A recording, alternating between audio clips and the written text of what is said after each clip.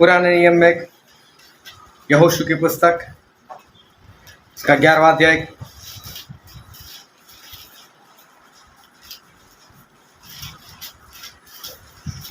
पुराने नियम में यहोशू की पुस्तक उसका 11वां अध्याय और हम पढ़ेंगे उसके 21 वचन से लेकर उसके 23 वचन तक।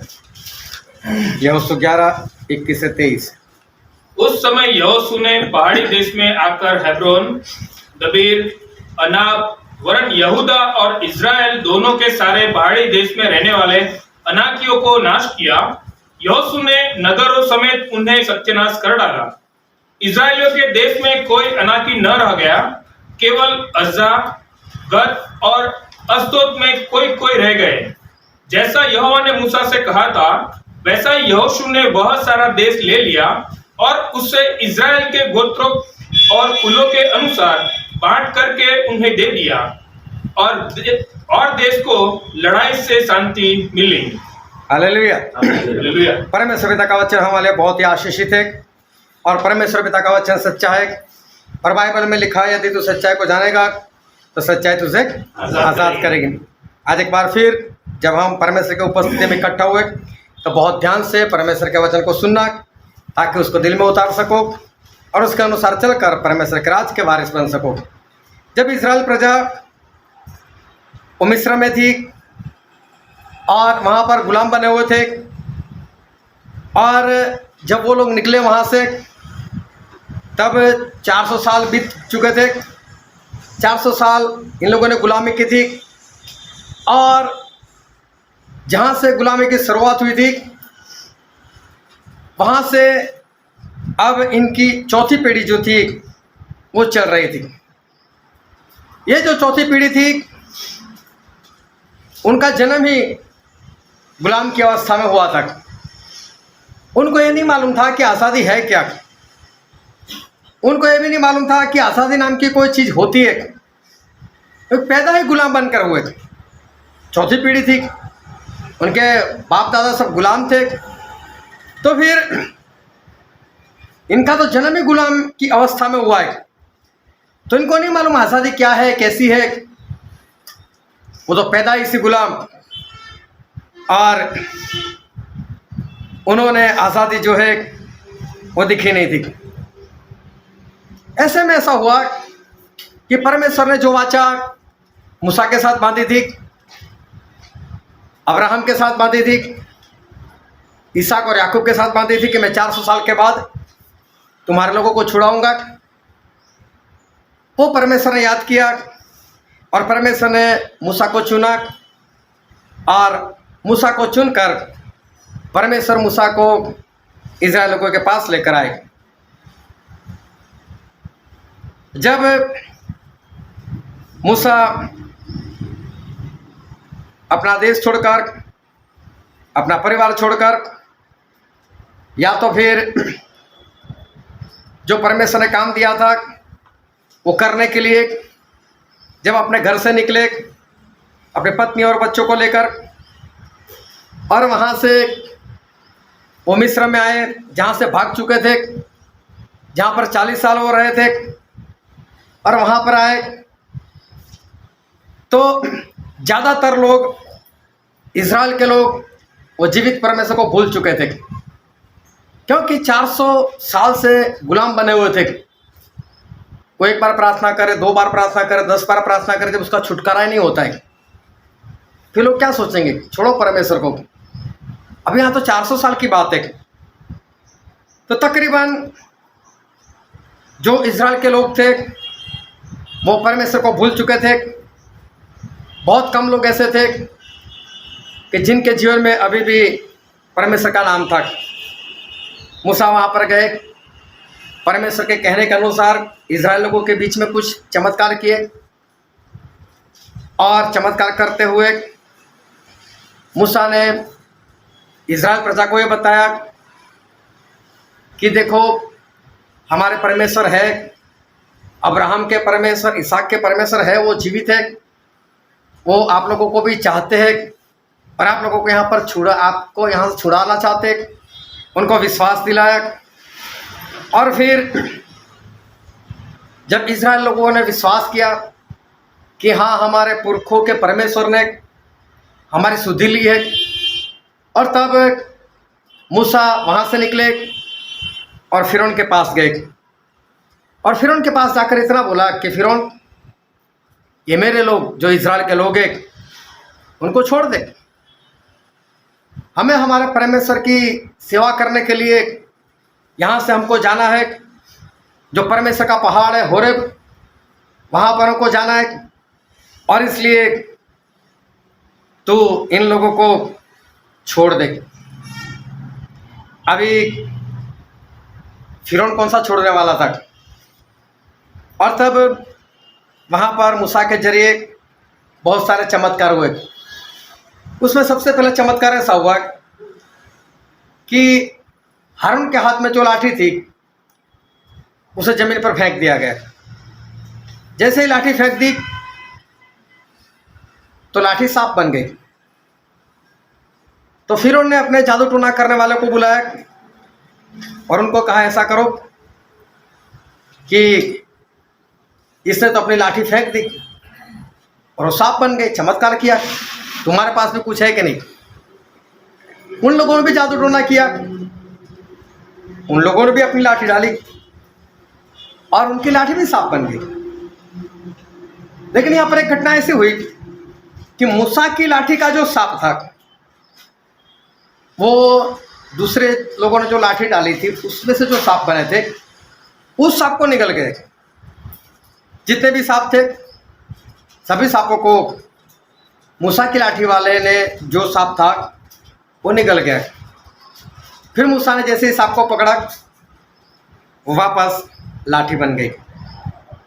सबसे पहले चमत्कार यहाँ पर यह हुआ, और परमेश्वर मूसा के जरिए फिरौन को ये बताना चाहते थे कि फिरौन, तेरे पास जो है या तेरे अंदर जो है उससे मूसा के अंदर जो है वो बड़ा है। हालेलुया। तेरे पास है, तू भी लाठी डालता है, सांप बनता है, लेकिन मेरे अंदर जो है वो तेरे से बड़ा है, और इसलिए मेरा सांप तेरे सांपों को निकल जाता है। और यूहन्ना की पत्री में ऐसा लिखा है, यूहन्ना की पहली पत्री उसका 4वां अध्याय उसका 4वां वचन,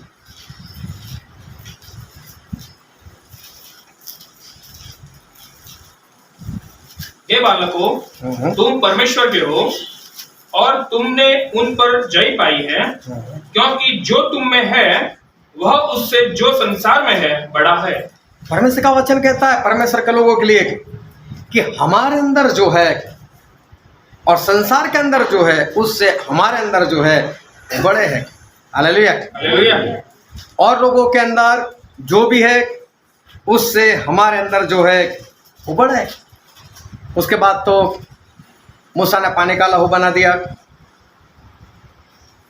फिर मेढक बुलवाए, मक्खी आई, मरी फैल गई, फोड़े निकले, ओले बरसे,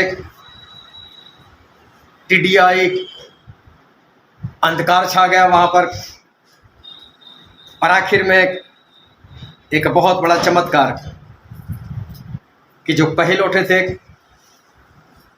वो सारे के सारे मार दिए गए, सिर्फ मिस्रवासियों के। लेकिन जो परमेश्वर के लोग थे उनको इनमें से किसी भी विपत्ति का सामना नहीं करना पड़ा। परमेश्वर ने इन सभी को संभाल कर रखा। ये सारी विपत्तियां इज़राइल लोगों ने देखी, उनके ऊपर नहीं आई। उन्होंने सारे चमत्कार वो देखा, पर इज़राइल प्रजा के बारे में जब हम देखते हैं कि जब मूसा ने पहली बार उस फिरौन को जाकर कहा कि ये फिरौन मेरे लोगों को जाने दे, और फिरौन क्रोधायमान हो गया, और फिरौन ने लोगों को बुलाया कि इज़राइल लोग आजकल काम क्या कर रहे हैं? तो बोले ईंटें बना रहे। तो बोले ईंटों की जो भट्ठी होती है उसमें जो आग लगानी होती है उसके लिए जो घास दिया जाता है बोलो कौन देता है? बोले हम ही लोग देते हैं। बोले देना बंद कर दो इनको। और फिर भी इनके साथ सख्ती से काम लो कि घास भी खुद ढूंढ कर लाए और फिर भी ईंटों की गिनती उतनी ही होनी चाहिए। देखो काम डबल हो गया और फिर भी उतने ही वक्त में उतना ही काम करना है। और जब ये घटना हुई थी तो बाइबल में एक वचन पढ़ते हैं, निर्गमन का पुस्तक उसका 5वां अध्याय और उसका 20 और 21 वचन। जब वे फिरौन के सम्मुख से बाहर निकल आए तब मूसा और हारून जो उनसे भेंट करने के लिए खड़े थे उन्हें मिले और उन्होंने मूसा और हारून से कहा, यहोवा तुम पर दृष्टि करके न्याय करे। इस्राएल लोगों ने मूसा और हारून से कहा जो उनको छुड़ाना चाहते थे, जो परमेश्वर के दास थे। मूसा इसलिए आए थे कि इस्राएल लोगों को आज़ादी मिलेगी। मूसा इसलिए आए थे कि इस्राएल लोगों को छुटकारा मिले, वो गुलाम ना बने रहे।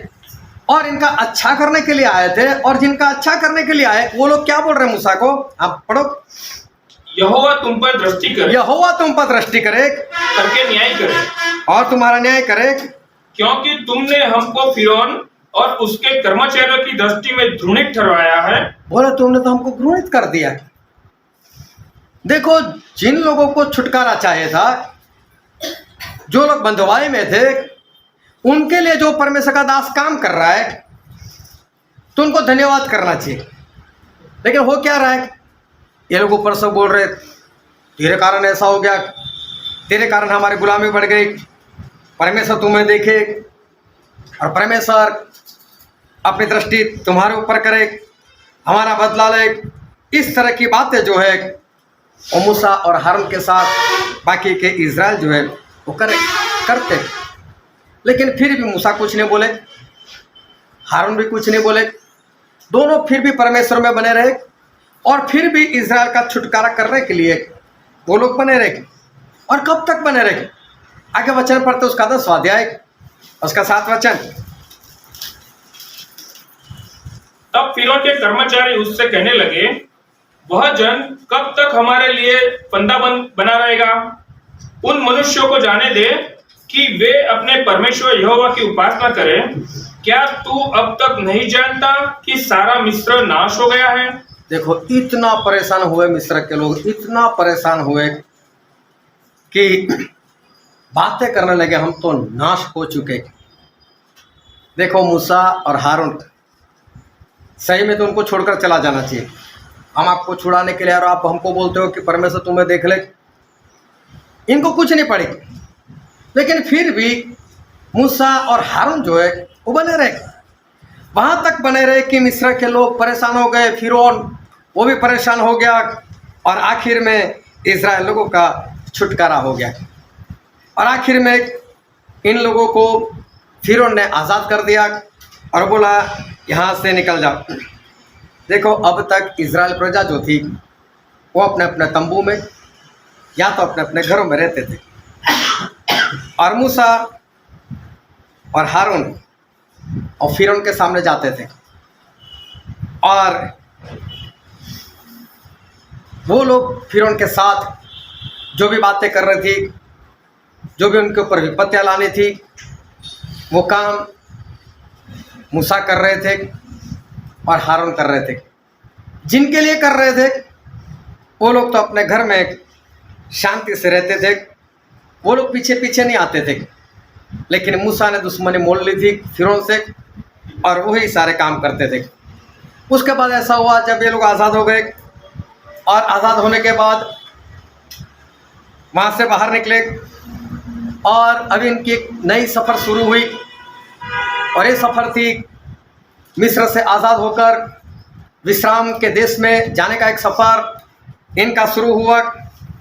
और ये सफ़र 40 साल का था। वैसे 40 साल का नहीं था, लेकिन इनकी गलतियों की वजह से वो रास्ता जो है परमेश्वर ने 40 साल का कर दिया। सही में लोग बहुत जल्द पहुंचने वाले थे, पहुंच भी गए थे, लेकिन इन्होंने जो गलती की उसकी वजह से परमेश्वर ने बोल दिया कि अब मैं 40 साल तक इनको नहीं लेकर जाऊंगा। तो अभी इनका एक 40 साल का एक सफ़र जो है वो 40 साल का सफ़र शुरू हो गया है। ये जो 40 साल थे उस 40 साल में क्या क्या हुआ। जो प्रजा अपने अपने घर में बैठी रही थी, फिर उनके सामने नहीं जा रही थी, वो सारी प्रजा विश्राम के देश में जाने के लिए मूसा के लिए निकल पड़ी, मूसा के साथ निकल पड़े। और अभी जहाँ जहाँ मूसा जा रहे वहाँ पर पीछे पीछे ये सारी प्रजा जो है वो जा रही। इन 40 सालों में ऐसा हुआ कि इज़राइल प्रजा में कई लोग बहुत आगे बढ़े, विश्वास में परमेश्वर में आगे बढ़े, और कई लोगों को परमेश्वर ने अपने काम में इस्तेमाल लेने के लिए भी सोचा। पिछले दिनों में जिस तरह से हमने मीटिंग की, उसी तरह से परमेश्वर ने कुछ काम किया और इज़राइल के कई लोगों को कुछ काम दिया। किसी को याजक के कपड़े बनाने का काम दिया, किसी को मिलाप वाला तंबू बनाने का काम दिया, किसी को उसके बर्तन बनाने का काम दिया, किसी को वेदी बनाने का काम दिया, किसी को धूप बनाने का काम दिया, किसी को अभिषेक का तेल बनाने का काम दिया। इस तरह से कई लोग आगे बढ़े और बहुत लोगों को अलग अलग से काम जो परमेश्वर के लिए करना होता है वो काम उनको मिले। उन लोगों का अभिषेक हुआ, अभिषेक में आगे बढ़े। रास्ते में अमालेक आया, अमालेक के साथ लड़ाई हुई और लोग लड़ाई करने के लिए निकले, लेकिन लड़ाई का जो आधार था वो मूसा थे, क्योंकि मूसा अपना हाथ उठाते थे और लोग जीतते थे, और मूसा का हाथ जब नीचे चला जाता था तो लोग हार जाते थे। तो यहाँ पर भी जो कुछ था वो मूसा की ओर से ही था। जब ये लोग समुद्र के पास पहुँचते हैं और फिर उनकी सेना वापस उनको गुलाम बनाने के लिए पीछे से आती है, ये सारे लोग डर जाते हैं, चीखने लगते, चिल्लाने लगते कि यहाँ पर हमको मरने के लिए लेकर आया, हम वापस गुलाम बना दिए जाएंगे। जब वो लोग विश्राम के देश के पास पहुँच गए थे और मूसा ने 12 लोगों को चुना और बोला, जाओ जो विश्राम के देश में हमें जाना है वहाँ की जासूसी कर आओ, वहाँ का भेद लेकर आओ।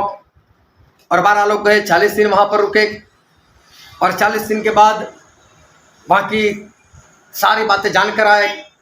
कुछ फल लेकर आए, अंगूर लेकर आए, लेकिन आकर सारे लोग डर गए थे, रोने लग गए और मूसा को बोलने लगा कि वहाँ तो कैसे लोग रहते, राक्षस जैसे लोग रहते। और बोले, हम तो उनके सामने टिड्डी के समान दिखाई देते थे और हम हमारी निगाह में देखते थे तो हमको भी ऐसा लगता है हम टिड्डी के समान है, और वो लोग भी जब हमको देखते थे तो ऐसे ही देखते थे कि जैसे ये लोग तो टिड्डी जैसे, कभी भी हम मसल सकते हैं इनको, कभी भी हम ख़त्म कर सकते। इस बार भी वो लोग डर गए, जैसे समुद्र के पास डर गए थे। इतने सारे चमत्कार इनके जीवन में हुए थे, लेकिन अभी भी इनके जीवन में डर था कि ये लोग हमको मार देंगे। बोले, चलो वापस मिस्र को चलते। इतना डर इनका बढ़ गया था। लेकिन बहुत ध्यान से समझना कि ये लोग जो फिरौन की सेना से डरते थे, ये लोग जो अनाक की सेना से डरते थे, कनान वासियों से डरते थे, लेकिन जिस सेवक से छुटकारा मिला था, जिस मूसा के जरिए इतने बड़े चमत्कार हुए थे, वो मूसा से नहीं डरते थे। मूसा के सामने तो बिंदास आ जाते थे। एक बार तो पानी नहीं था तो पत्थर हाथ में ले ले, पानी निकाल वरना पत्थर मार देंगे।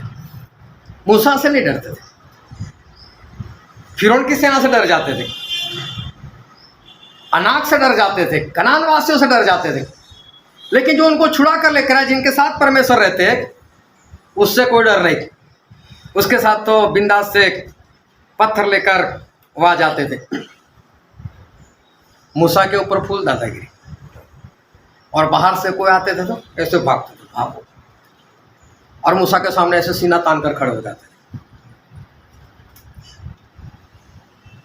हारून और मरियम जो मूसा के बड़े भाई बहन थे, वो भी मूसा के विरोध में आ गए थे। शादी क्यों की?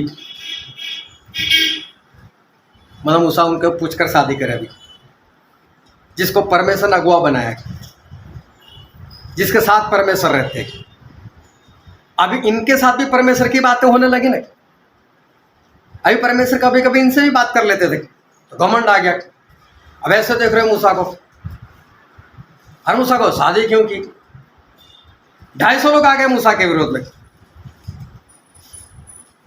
बोले क्या तेरे अकेले के साथ परमेश्वर रहते?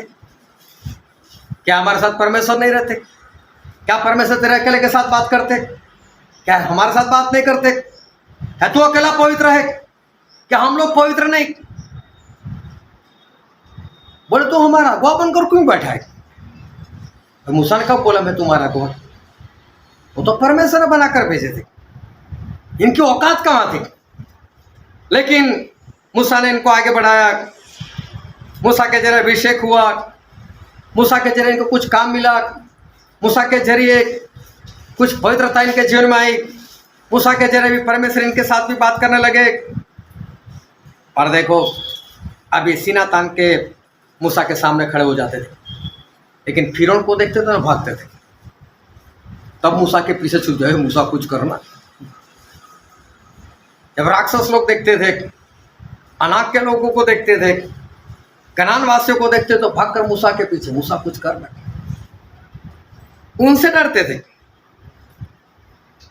और ऐसे सारे लोग 39 सालों में खत्म हो गए, रास्ते में खत्म हो गए।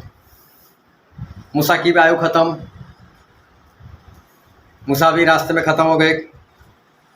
और अभी जो यहोशू थे उनके ऊपर ये सारी जिम्मेदारी आ गई। सिर्फ यहोशू और कालेब ऐसे थे जिन लोगों ने आज्ञाकारी की थी, और जो लोग अभी तक बचाए गए थे। और अभी यहोशू के ऊपर मूसा वाली सारी जिम्मेदारी आ गई। पर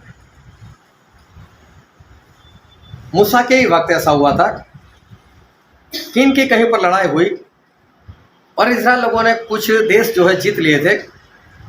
तो वहाँ पर एक गाद और रूबेन, इनका जो कुल था, उन लोगों ने वो जगह देखी। तो जगह बहुत बढ़िया है, हरियाली ज़्यादा है, हमारे पास पशु ज़्यादा है, तो एक काम करो, हमें तो यहीं पर जगह दे दो, यहीं पर जगह दे दो। मूसा को क्रोध आया, बोला अभी तो तुम्हारे सभी जो भाई लोग हैं, पूरी प्रजा, उन सभी को वतन दिलाना है, और आप लोग पहले से ही मांग रहे हो हमें वतन चाहिए, और मैं आपको वतन दे दूं, आप यहीं पर ठहर जाओ। तो ये लड़ाई आप लोगों ने कहाँ की है? सभी मिलकर लड़ाई की है। तो फिर इनको भी आगे जाकर लड़ना है, तो फिर आप यहाँ पर रुक जाओगे तो लड़ाई करने के लिए कौन आएगा? तो उन लोगों ने बोला नहीं, हम ऐसा नहीं करेंगे, हम लड़ाई के लिए आएंगे। और गिनती का पुस्तक में लिखा है, गिनती का पुस्तक उसका 32वां अध्याय और 20, 21 और 22 वचन।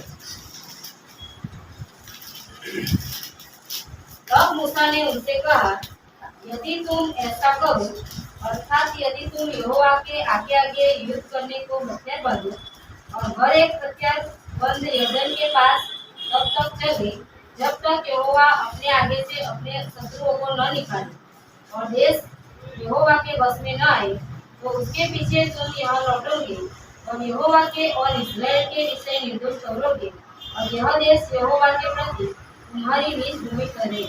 परमेश्वर मूसा के जरिए बोले कि मूसा कह रहे कि देखो ये वतन तो मिल जाएगा, लेकिन आपको तब तक लड़ाई करने के लिए आना है जब तक पूरी इज़राइल प्रजा को उनका वतन ना मिल जाए। सभी ने हाँ भी बोला और सभी लोग यहोशू के साथ आगे बढ़े। अब मूसा की मौत हो चुकी है और सभी लोग लड़ाई करने के लिए आगे निकले।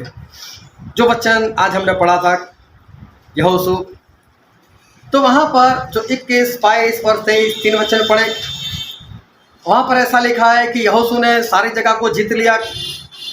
और कोई 23 वचन पढ़ो तो क्या लिखा है? जैसा यहोवा ने मूसा से कहा था वैसा ही यहोशू ने बहुत सारा देश ले लिया और उसे इज़राइल के गोत्रों और कुलों के अनुसार बांट करके उन्हें दे दिया। देखो सारा देश जीत भी लिया और सभी को बांट भी दिया, सभी को वतन मिल गया, सभी को अपनी अपनी जगह मिल गई। फिर और देश को लड़ाई से शांति मिली। और लड़ाई खत्म हो गई। हालेलुया। हालेलुया। और ध्यान से आज परमेश्वर के वचन को समझना कि परमेश्वर हमें क्या कहना चाहते हैं। लड़ाई हुई, जीत लिए गए, सभी को वतन मिल गया। उसके बाद बाइबल में ऐसा लिखा है कि लड़ाई खत्म हो गई। और आगे पर तो उसका 12वां अध्याय यहोशू 12 उसका 7 वचन पढ़ो तो। परंतु मेरा दास मूसा ऐसा नहीं है, वह मेरे सब घराने में विश्वास योग्य है। कहाँ पढ़ो? यरदन के पश्चिम की ओर लबानोन के मैदान में के बालगाद से लेकर सेईर की चढ़ाई के हालाक पहाड़ तक के देश के जिन राजाओं को यहोशू और इस्राएलियों ने मारकर उनका देश इस्राएलियों को गोत्रों और कुलों के अनुसार भाग करके दे दिया था, वे ये हैं। हाँ, जितने राजाओं को मारा, फिर लिखा है उनका नाम ये है। फिर पूरा लंबा लिस्ट दिया है, लेकिन हम पढ़ते उसका 24वां वचन। और एक तिर्सा का राजा है। इस प्रकार सब राजा 31 हुए। 31 राजा को यहोशू ने मार दिया था। सिर्फ यहोशू ने नहीं, लेकिन पूरी इस्राएल प्रजा ने मिलकर 31 राजाओं को मार दिया। उनका सारा देश ले लिया और सभी को वतन कर कर बांट दिया। और अभी यहाँ पर युद्ध जो है वो समाप्त हो गया। सारी प्रजा और यहोशू ने मिलकर ये सारा काम किया। अब बहुत ध्यान समझना, हम लोग मिस्र से निकले 400 साल की गुलामी के बाद और विश्राम के देश में पहुंच गए। बहुत जल्द पहुंच गए। लेकिन यहाँ पर पहुंचते पहुंचते हमें यहाँ पर 3 लड़ाई या 3 युद्ध जो है वो नज़र आते।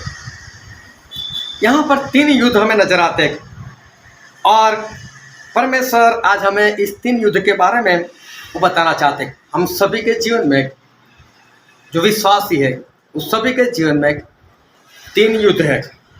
हालेलुया। इसको याद रखना, हमारे सभी के जीवन में 3 युद्ध है।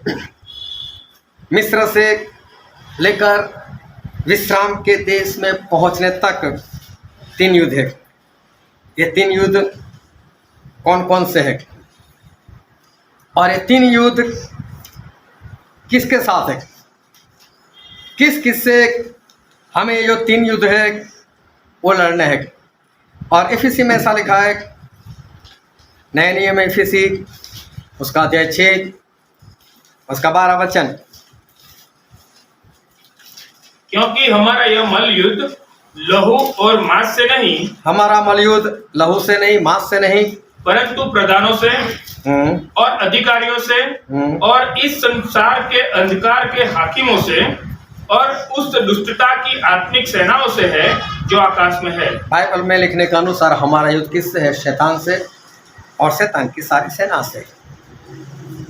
और ध्यान से समझते रहना, हमारा युद्ध शैतान से और शैतान की सेना के साथ है। इज़राइल की जो चौथी पीढ़ी थी, जो वहाँ से निकली मिस्र देश से, जिनका जन्म ही गुलामी में हुआ था। हालेलुया। ये चौथी पीढ़ी कोई और नहीं, ये चौथी पीढ़ी हम है। हमारा जन्म गुलामी में होता है। बाइबल में ऐसा लिखा है, हम पढ़ते उत्पत्ति उसका 5वां अध्याय उसका 3रा वचन। जब आदम 130 वर्ष का हुआ, जब आदम 130 साल के हुए, तब उसके द्वारा उसकी समानता में, तब उसकी समानता में उसी के स्वरूप, उसके स्वरूप के अनुसार एक पुत्र उत्पन्न हुआ। एक पुत्र उत्पन्न हुआ। ये नहीं लिखा कि परमेश्वर के स्वरूप में, ये नहीं लिखा परमेश्वर की समानता में। ये दोनों खो बैठे थे। जब पाप आया था आदम और हवा के जीवन के अंदर, तब से परमेश्वर की समानता और परमेश्वर का स्वरूप चला गया था। अब आदम को जब बेटा होता है तो बेटा परमेश्वर के स्वरूप में नहीं है, परमेश्वर की समानता में नहीं है, कुछ बदलाव आ चुका है। और अब वो बेटा वो आदम के स्वरूप में और आदम की समानता में है। अभी पवित्र आत्मा से भरकर कोई पैदा नहीं होता। अभी सारे लोग पाप में ही पैदा होते। और भजन संहिता में ऐसा लिखा, उसका 51 और 5वां वचन। भजन संहिता 51 और 5 वचन। देख, मैं अधर्म के साथ उत्पन्न हुआ और पाप के साथ अपनी माता के गर्भ में पड़ा। हाँ, पाप के साथ ही माता के पेट में ही पाप में था मैं तो। इसका मतलब ये हुआ कि हम सभी इस धरती पर पैर रखते हैं उससे पहले पापी अवस्था में। मतलब कि फिरौन या शैतान, फिरौन मतलब शैतान, उसकी गुलामी में ही पैदा होते, उसके वहाँ ही हम पैदा होते, मिस्र में ही पैदा होते। ये चौथी पीढ़ी कोई और नहीं, वो हम है और हम उसी में ही पैदा होते। शुरू से ही शैतान की गुलामी, फिरौन की गुलामी। और तब क्या होता है, परमेश्वर ने जिस तरह से मूसा को भेजा वो हमारे लिए किसी न किसी को भेजते। परमेश्वर किसी न किसी को हमारे लिए भेजते, क्योंकि इंसान रोता रहता है, इंसान दुख में विलाप करता है, वो ताड़ना में पड़ा हुआ है, वो पीड़ा में पड़ा है और इसलिए वो रोता रहता है। और बाइबल में लिखा है, निर्गमन का पुस्तक उसका 2 अध्याय और उसका 24वां वचन, और परमेश्वर ने उनका कराना सुनकर अपनी वाचा को जो उसने इब्राहिम और इसहाक और याकूब के साथ बांधी थी स्मरण किया। बाइबल में लिखा है, उनका कराहना देखकर, जो उनकी पीड़ा थी, उनकी दुख को देखकर परमेश्वर ने याद किया।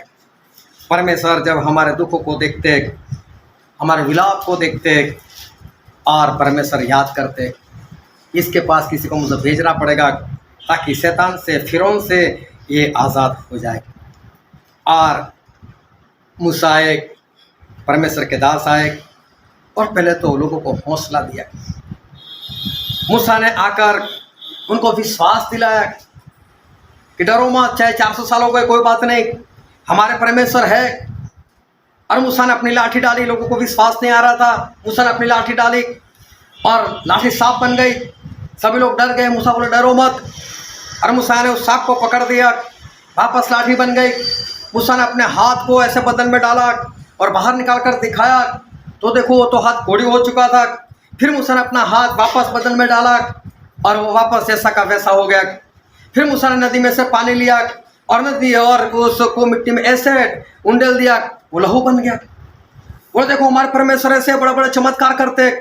इन लोगों को हौसला बना कि चाहे 400 साल, लेकिन हमको छुटकारा मिलेगा, हमको आज़ादी मिलेगी।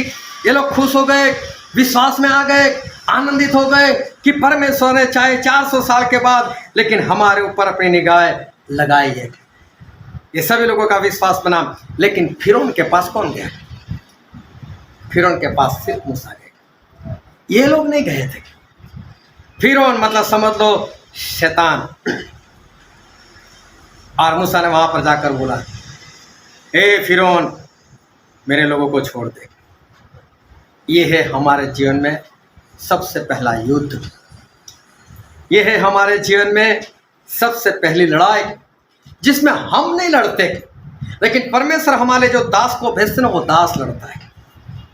क्योंकि हमको तो मालूम ही नहीं है, वो तो सिर्फ हमको विश्वास दिलाता है, होगा, काम होगा, चाहे तेरी कैसी भी बीमारी, चाहे तेरे ऊपर कैसे भी शैतान के बंधन, चाहे तेरे ऊपर कैसे भी श्राप, चाहे कुछ भी है, लेकिन वो हौसला देता है, परमेश्वर सब कुछ कर सकते हैं। और परमेश्वर का दास वो अकेला वो लड़ने के लिए जाता है।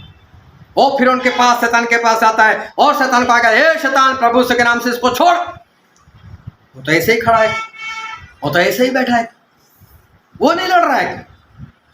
हमारे जीवन की पहली लड़ाई जो शैतान की गुलामी से आज़ाद होने की है, उसमें हम नहीं लड़ते। परमेश्वर हमारे लिए किसी न किसी परमेश्वर के दास को भेजते हैं और वो लड़ता है हमारे लिए, वो लड़ाई लड़ता है। बस लोग तो सिर्फ इतना बोलते हैं, ओ पास्टर जी, कोई तो बोलता है साहब, कोई बोलता है भाई, लेकिन मेरे लिए प्रार्थना करो। वो कहाँ प्रार्थना करता है? वो कहाँ शैतान को डांटता है? वो तो सिर्फ बोलता है, बस आओ मेरे पास आओ और मुझसे छुड़ाओ। वो खुद लड़ाई नहीं लड़ता। मेरे घर में शराब है, लंबे समय से मेरा पति शराब पीता है, मेरा लड़का शराब पीता है, कुछ करो। और परमेश्वर का दास लड़ता है, हे शराब पिलाने वाले आत्मा, भाग यहाँ से।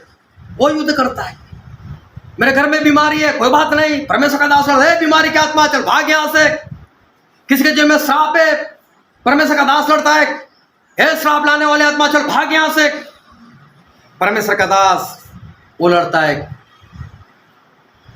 किसी को जॉब नहीं है, किसी के घर में पैसों की समस्या आ रही है, फाइनेंशियल श्राप, और परमेश्वर का दास उस दुष्ट आत्मा को डांटता है, उस शैतान को डांटता है और बोलता है भाग। परमेश्वर का दास ऐसा बोलता है, नहीं तू कर प्रार्थना, क्या मेरा परमेश्वर तेरा परमेश्वर नहीं? क्या शुरू में आकर ऐसा बोलता है? तो हौसला देता है, कोई बात नहीं, है ना परमेश्वर। अरे परमेश्वर ये करेंगे, एक दो गवाही आपको सुनाता है, आपको विश्वास में लेकर आता है, और फिर बोलता है कोई बात नहीं। और परमेश्वर का दास खुद उस शैतान के साथ भिड़ जाता है और उसके साथ युद्ध करने लग जाता है और बोलता है कि इसमें से तो निकल। लेकिन शैतान इतनी आसानी से कहाँ भागता है, चाहे छोड़ देता है कोई बात नहीं, दूसरा कुछ लेकर आता है, फिर दूसरी बात लेकर आता है। मूसा ने तो बता दिया चमत्कार और लाठी का सांप बना दिया, फिर उन्होंने भी देख लिया, लेकिन क्या क्या इनकी गुलामी बढ़ा दी। शैतान इतने आसानी से थोड़ा छोड़ता है। और फिर ये लोग सारे मूसा के विरोध में आ गए, बोले तेरे कारण गुलामी बढ़ गई, तो छुड़ाने भी तुमको ही आया है। जिनके जीवन में बीमारी थी, जिनके जीवन में शराब था, परमेश्वर के दास ने प्रार्थना की, छुटकारा तो मिला, लेकिन कुछ और बंधन आ गए। फिर कई बार लोग बोलते हैं आप लोगों ने प्रार्थना करो नहीं इसलिए ऐसा। तो देखो परमेश्वर के दास को मैं तो बोलता धीरे से बोलते, भाई साहब आप मत आना, कोई बात नहीं, हम हमारा देख लेंगे। फिर सामने सीना तहन कर आ जाए, तेरी वजह से हुआ, तूने प्रार्थना की ना, शैतान को डांटा ना, इसलिए ऐसा हुआ। शैतान कहीं ना कहीं इंसान को वो बांधते रहता है, वो एक ही बार में वो छोड़कर वो नहीं जाता। फिर पानी का लहू, फिर टिड्डिया, फिर मक्खिया, फिर मेढक, ये मरी वो मरी। परमेश्वर का दास लड़ता ही रहता है, चाहे वो इंसान कुछ भी बोले, उसको मालूम है बेचारा नया है, ये शैतान को जानता नहीं, ये परमेश्वर को जानता नहीं, इसलिए मेरे साथ ऐसा व्यवहार कर रहा है। कोई बात नहीं, परमेश्वर तुझे आशीष दे, लेकिन परमेश्वर का दास लड़ते रहता है, कोई बात नहीं, फिर मैं आऊँगा, फिर आऊँगा। वो जानबूझकर सामने से जाता है, उसके साथ मिलता है, उसके साथ बातें करता है, हौसला देता है और परमेश्वर से प्रार्थना करता है, शैतान को डांटता है। और एक के बाद ऐसी विपत्तियां उस शैतान के ऊपर, और शैतान मार खा खा कर भागता है। और आखिर में ऐसा होता है, बहुत सारे चमत्कार के बाद, कई दिनों के बाद, फिर परमेश्वर का दास धीरे से बात करता है कि भाई साहब परमेश्वर ने इतना तो बताया, अभी प्रभु को ग्रहण करो। जो भूखा है उसको जाकर बोले प्रभु को ग्रहण करो, वो कौन सा ग्रहण करने वाला है? उसको तो पहले खाना देना पड़ता है। जो बीमार है कौन सा प्रभु को ग्रहण करता है? पहले उसकी बीमारी दूर करनी पड़ती है। जो ऐसी अवस्था में है कि उसको 2 टाइम के पैसे नहीं मिलते जिससे खा सके,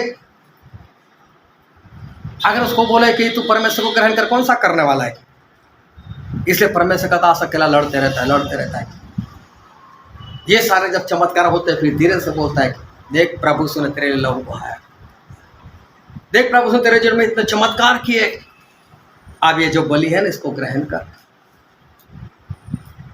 और इज़राइल का छुटकारा कब हुआ था? जब मेमना काटा था। हालेलुया। उससे पहले कितने भी चमत्कार, लेकिन जब तक मेमना कटता नहीं ना, उनका बलिदान आता नहीं ना, शैतान छोड़ता नहीं। यह है हमारी पहली लड़ाई। और फिर परमेश्वर का दास बोलता है अब ये जो मेमना है, ये जो प्रभु यीशु है, उसके लहू को ग्रहण करो। और रोमिया 6:3 में लिखा है, कोई पढ़ो तो रोमिया 6:3।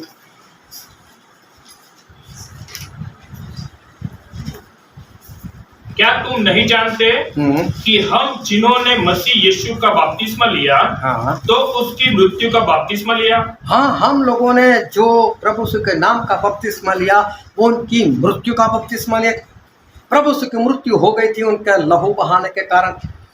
और सही में जो इंसान जो बपतिस्मा लेता है वो पानी में नहीं डूबता, प्रभु यीशु के लहू में डूबकर बाहर निकलता है। उसके जीवन में पहली बार ये प्रभु यीशु की बलि जो है वो कबूल होती है और वो लहू से शुद्ध होता है और बाहर निकलता है। ये है मेमने की बलि, ये है प्रभु यीशु की बलि। रोटी खानी पड़ती है, प्रभु भोज लेना पड़ता है, मांस खाना पड़ता है, और हाथ में लाठी लेकर पैरों में जूते पहनकर पूर्ण रीति से शैतान से भागने की तैयारी के साथ ये मेमना खाना होता है और उसके लहू को घर के दरवाजे पर लगाना पड़ता है। और वो घर हम है। जब बपतिस्मा के जरिए वो लहू हम पर आता है तब शैतान से हमारा छुटकारा जो है वो हो जाता है। अब शैतान छूटता है तो बोलो भाग यहाँ से, तब शैतान जो है वो छोड़ देता है। लेकिन एक बात ध्यान पर रखना, हमेशा के लिए नहीं। लेकिन आज तक आप उसके वश में थे, अब वश में नहीं हो। अब वो बाहर है। आज तक आपके अंदर रहकर काम कर रहा था, वो अंदर नहीं है, बाहर निकल गया वो। अभी वो आपको जो भी करेगा वो बाहर से करेगा, वो अंदर से कुछ नहीं कर सकता। बपतिस्मा होता है, इंसान की आज़ादी हो जाती है। जो एक गुलामी में पैदा हुआ था, पाप में पैदा हुआ था, और लड़ाई तो थी हमारी, लेकिन हम नहीं, परमेश्वर का दास लड़ा और हमें छुटकारा मिल गया। लेकिन बहुत ध्यान समझना, इन बीच में कई लोग तो बपतिस्मा तक आते आते ही दम तोड़ देते।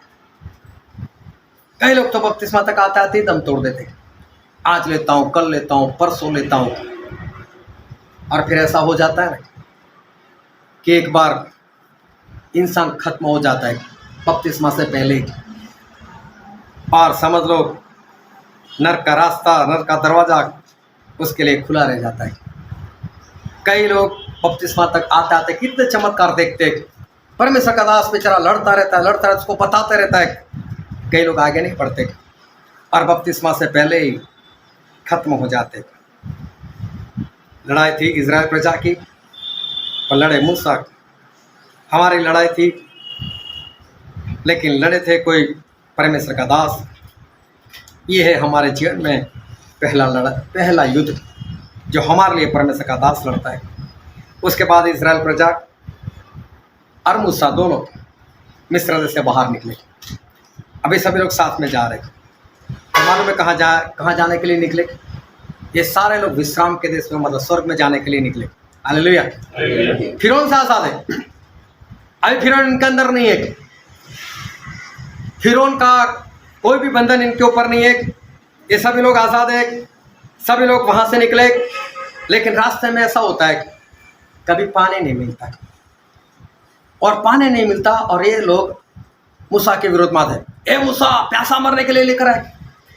अभी सोचो मूसा उनके साथी है, तो प्यास तो मूसा को भी लगे हुए, तो मूसा के लिए भी, मूसा के पास भी तो पानी नहीं है ना। हाँ, अगर ऐसा होता मूसा के पास भी पानी है फिर ठीक है। अभी देखो परमेश्वर का दास, मैं हर बार बोलता हूँ, जितने लोग बपतिस्मा लेते हैं उनको स्पष्ट बोलता हूँ, संगति में रहना पड़ेगा। अगर संगति में नहीं रह सकते तो बपतिस्मा मत लो। मैं स्पष्ट बोलता हूँ, क्योंकि बपतिस्मा शुरुआत है, वो एंड कहाँ है? अभी तो हमें आगे बढ़ना है, अभी साथ में मिलकर आगे बढ़ना है, विश्राम के देश में जाना है, स्वर्ग में पहुंचना है। अभी बीच में तो काफी सारी बातें आने वाली है। अभी देखो रास्ते में एक और युद्ध, पानी नहीं मिलता तो सेवक के पास भी कौन सा पानी है? खाना नहीं मिल रहा है, हे मूसा हमारे पास खाना नहीं है, भूखे मरने के लिए लेकर आए। तो मूसा को भी भूख लगी, मूसा के पास भी कौन सा खाना है? मूसा के पास भी तो कुछ नहीं है। हे मूसा कब तक चलाएगा, कितना लंबा रास्ता, कब सब निकले, चले जा रहे, अभी तक विश्राम का देश नहीं आए। तो मूसा भी तो चल रहे, उनके लिए कौन सा रास्ता छोटा है? जो परिस्थिति में से सारे विश्वासी लोग जा रहे, वही सारी परिस्थिति में वो परमेश्वर का दास भी तो जा रहा है। बार बार ये लोग क्या याद कर रहे? मिस्र को याद कर रहे। मिस्र में अच्छा था, वहाँ प्यास नहीं थी, वहाँ तो खाना मिलता था। बार बार इन लोगों को मिस्र याद आता है। बार बार ये सभी लोग मिस्र देश में जाने की बात कर रहे हैं। परेशानी सभी को आ रही है, और यही परिस्थिति में, उन जैसों की परिस्थिति में परमेश्वर का दास भी है। लेकिन परमेश्वर का दास बिंदास, पानी नहीं, मालूम है परमेश्वर तो है, देंगे बिंदास। खाना नहीं है, कोई बात नहीं, परमेश्वर है ना, बिंदास। रास्ता लंबा है तो कौन सी बड़ी बात है, परमेश्वर है ना। और परमेश्वर का दास है, बिंदास। लेकिन प्रजा जो है ना, वो बार बार सेवक को परेशान कर रही है। यह है दूसरा युद्ध। अब इनको शांति रखनी है। पानी नहीं तो कौन सी बड़ी बात है, देंगे परमेश्वर, लेकिन शांति रखो। खाना नहीं तो कोई बात नहीं, शांति रखो। लेकिन ये लोग तो परमेश्वर के दास को परेशान कर रहे हैं। होता है ना ऐसा, अपना को चक्कर परख कर आगे बढ़ना। कुछ भी होता है, ये मेरे जीवन में ऐसा हो गया, तो परमेश्वर का दास क्या करे। मैं कई बार बताया, एक भाई साहब तो मुझे उसका फोन आ गया, बोले मेरे लिए प्रार्थना नहीं करते। मैं क्या हुआ? बोले मुझे बुखार आ गया। तो तुझे बुखार आ गया, मेरी प्रार्थना से क्या लेना, तू खुद प्रार्थना करना। अभी तो तू शैतान से आजाद हुआ है, अभी तो प्रार्थना कर सकता है। नहीं, आपने मेरे लिए प्रार्थना नहीं करते ना, इसलिए मुझे बुखार आ गया। परमेश्वर के दास को परेशान। अस्पताल जाना है तो खुद खर्चा कर कर चला जाएगा। प्रार्थना करो, आ जाना ना घर पर, मैं बीमार हूं। तो परमेश्वर के दास को भी मिलने के लिए जाओ ना, उसके घर पर कुछ खर्चा करो। नहीं, वो नहीं। परमेश्वर के दास को परेशान। अभी तो आजाद हो गए, परमेश्वर का दास इतना तो लड़ा आपके लिए, लेकिन बार बार उनको वही याद आता है, मिस्र देश याद आता है। आज़ाद हुए, लेकिन शैतान जो है, फिरौन जो है, वो बार बार उनके पीछे आता है। चाहे पानी की समस्या लेकर, चाहे कोई और समस्या लेकर, बार बार आता है, उनको मिस्र याद दिलाता है। देखो पहले अच्छा था, देखो पहले अच्छा था। और देखो प्रभु यीशु की भी परीक्षा हुई थी। और बाइबल में ऐसा लिखा, हम पढ़ते हैं मत्ती उसका 4 अध्याय, लूका 4 उसका 13 वचन।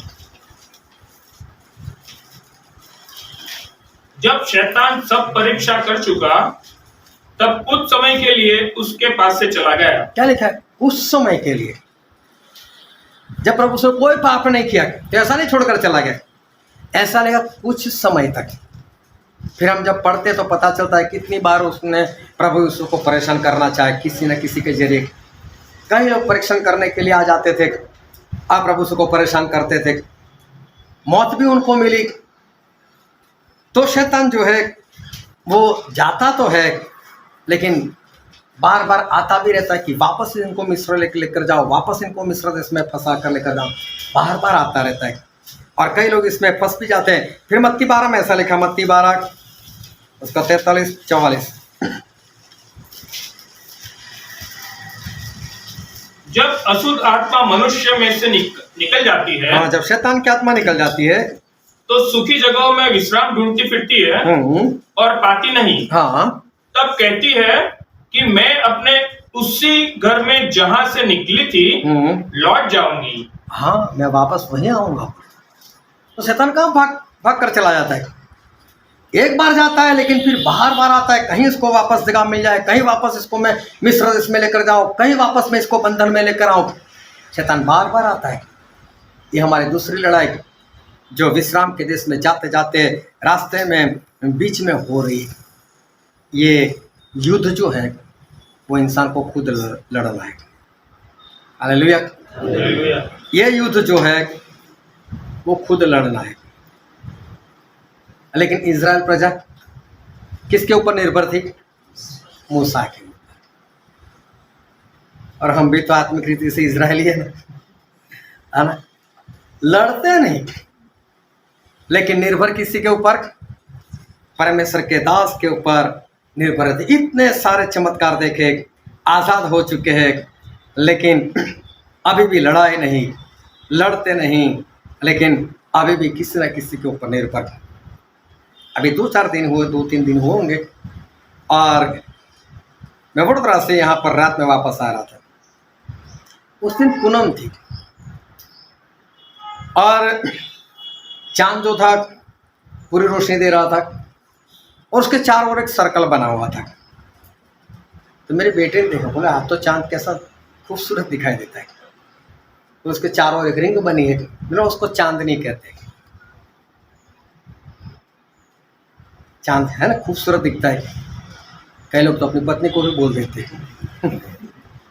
तो चांद खूबसूरत दिखता है, लेकिन कभी चांद पर जाकर देखना, बंजर जमीन है,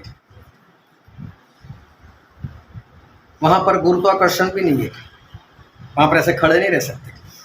अगर नाचने के लिए जाओगे हो सकता है ऊपर टकरा जाओ। हाँ, वापस नीचे नहीं आ सकते। वहां पर गुरुत्वाकर्षण नहीं है, रहने के लायक है ही नहीं वो। और चांद में खुद का प्रकाश भी नहीं है, वो किसके ऊपर निर्भर है? सूरज के ऊपर निर्भर है। ऐसे विश्वासी चमकते चांद की तरह। क्या यार, तू तो कहाँ था, कहाँ से कहाँ पहुंच गया, तेरी तो सारी बीमारी चली गई, सारे बंधन चले गए। प्रकाश लोगों को तो दिखता है, लेकिन मालूम नहीं है कि वो तो सूरज से लिया हुआ है। धरती तो अभी भी बंजर पड़ी है। हालेलुया। हालेलुया। अभी भी परमेश्वर के दास के ऊपर निर्भर। घर में दुष्टा तो मत, मास्टर साहब आओ ना, प्रार्थना करो, इसको भगाओ ना। एक बार मैं अंकलेश्वर में बैठा था और मंजू बहन के घर में कुछ समस्या, मुझे बोलते हैं मीटिंग के बाद वहाँ पर आकर कुछ आवाज़ आ रही थी, तो बोले प्रार्थना करो। मैंने बोला मैं नहीं आने वाला, जाओ खुद प्रार्थना करो।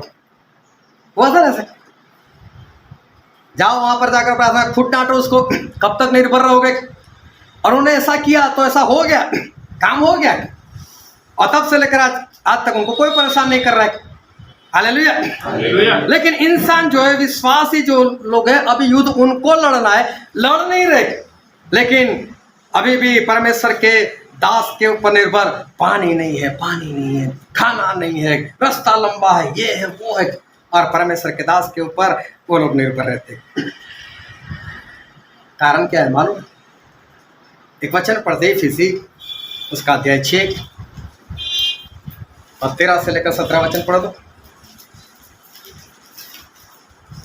इफिसी 6 13 से 17। इसलिए परमेश्वर के सारे हथियार बांध लो, हाँ कि तुम बुरे दिन में सामना कर सको, हाँ और सब कुछ पूरा करके स्थिर रह सको। हाँ। सो सत्य से अपनी कमर कसकर। सबसे पहले तो सत्य से अपनी कमर कस लो।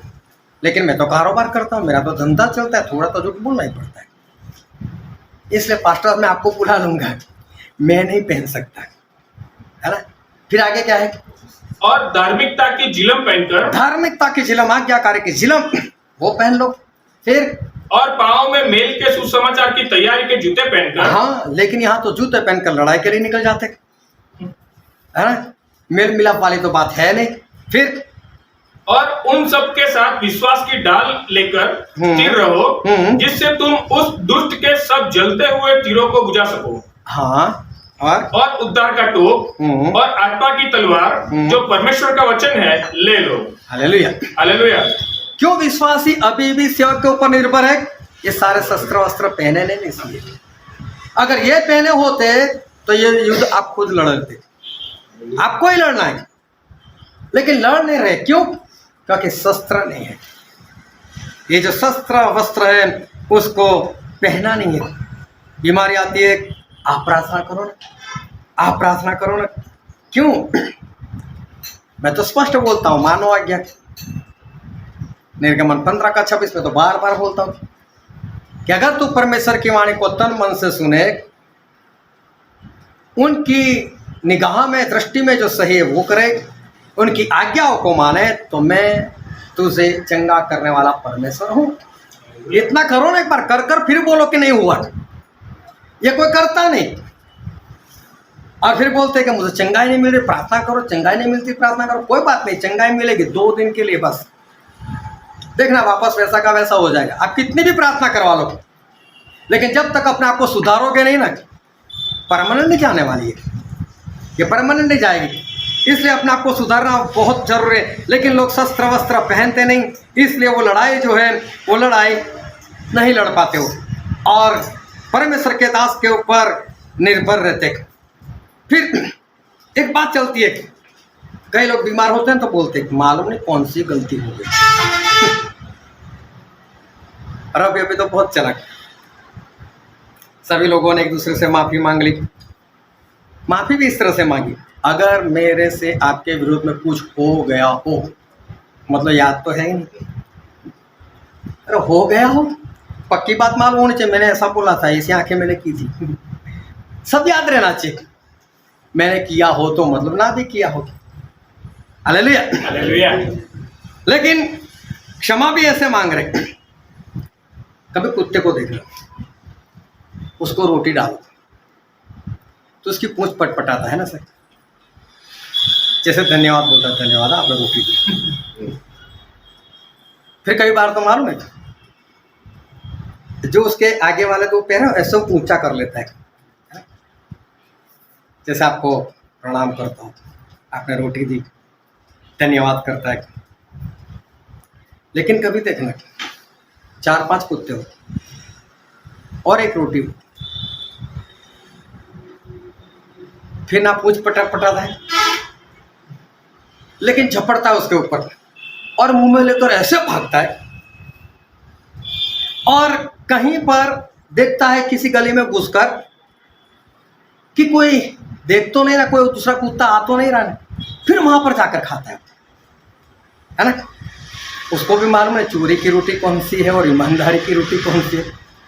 और इंसान बोलता है मेरे से अगर कुछ हो गया हो तो, और कुत्ते को पता चलता है कौन सा पाप किया, कौन सी गलती कर, इंसान को ना पता चले मैं कौन सी गलती कर रहा हूं, मैं कौन सा पाप कर रहा हूं।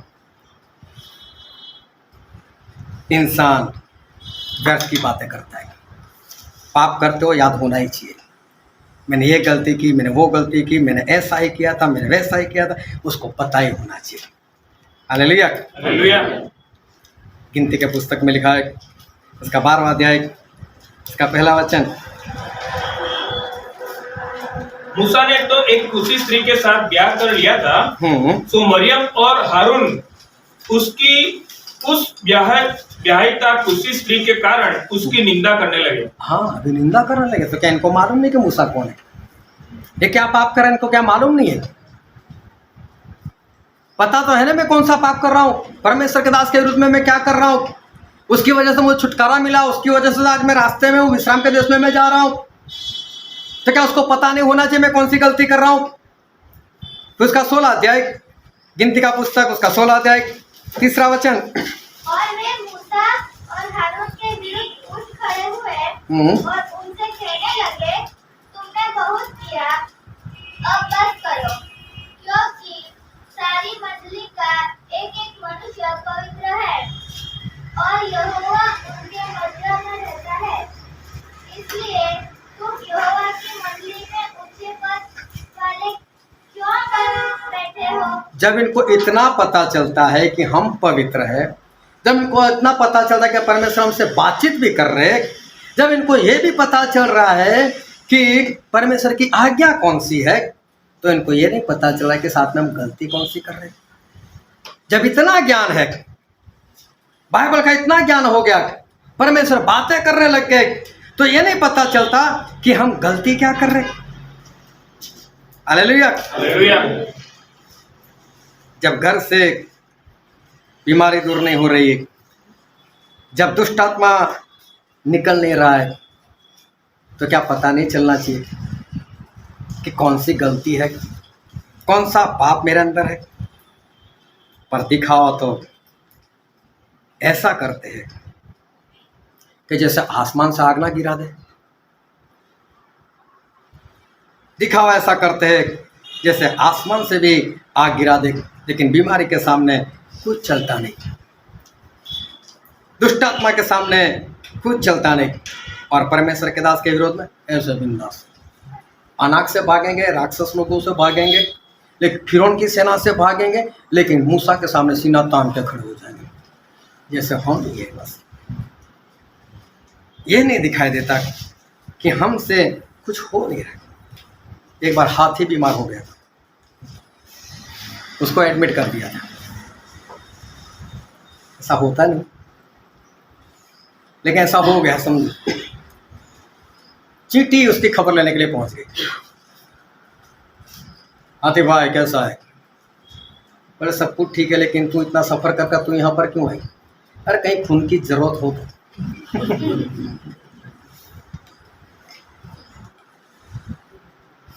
इसको अपनी औकात ही मालूम नहीं कि मैं फिरौन की सेना से तो भाग रहा हूं, मैं तो अनाक लोगों से भाग रहा हूं।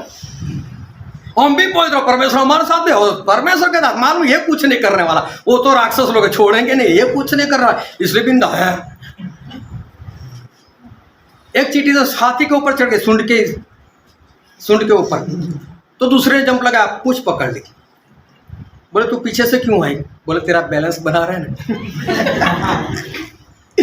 ऐसे विश्वासी लोग हैं, उनको मालूम नहीं हम कहाँ पर है और ये कहाँ पर है।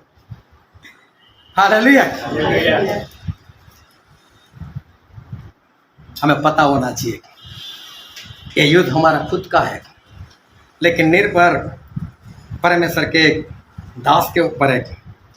बाइबल की बड़ी बड़ी बातें करते हैं लोग, लोगों की गलती निकाल देते हैं, पर युद्ध लड़ा नहीं जाता। और युद्ध में सिर्फ परमेश्वर के दास का सहारा। कोई बीमारी, कोई भी समस्या आती थी, मूसा भागते थे, मूसा सबके बीच में खड़े हो जाते थे, लेकिन इस्राएल के लोग कहाँ अपने आप को बचा सकते थे।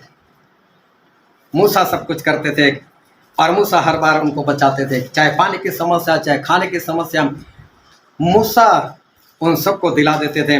लेकिन इनके पास तो कुछ भी नहीं था, और फिर भी विरोध भी ये लोग मूसा का करते थे। यह है हमारा दूसरा युद्ध, जो स्वर्ग में जाने के रास्ते पर, विश्राम के देश में जाने के रास्ते पर बीच में होता है। और वो ये युद्ध तो हमें खुद लड़ना चाहिए, लेकिन फिर भी जो शस्त्र वस्त्र नहीं उठाए, उसके कारण जो परमेश्वर के दास है उसके ऊपर लोगों को निर्भर रहना पड़ता है। और परमेश्वर का दास फिर भी आपके लिए युद्ध लड़ते हुए आगे आगे बढ़ते हैं। लेकिन बहुत ध्यान समझना है, जितने लोगों के लिए मूसा लड़े रास्ते में, उनमें से कोई बचा क्या? सारे के सारे रास्ते में खत्म हो गए। तो बात ध्यान में रखना, अगर आप परमेश्वर के दास के ऊपर निर्भर हो ना, स्वर्ग नहीं पहुंचोगे। उसकी जरूरत है चलाने के लिए, लेकिन चलना आपको एक, उसकी जरूरत है कि युद्ध कैसे किया जाता है सीखो, लेकिन युद्ध आपका है, आपको लड़ना पड़ेगा।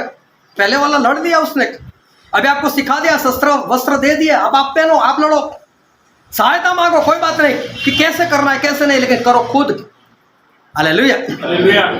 कब तक परमेश्वर का दास आपके लिए लड़ता रहे?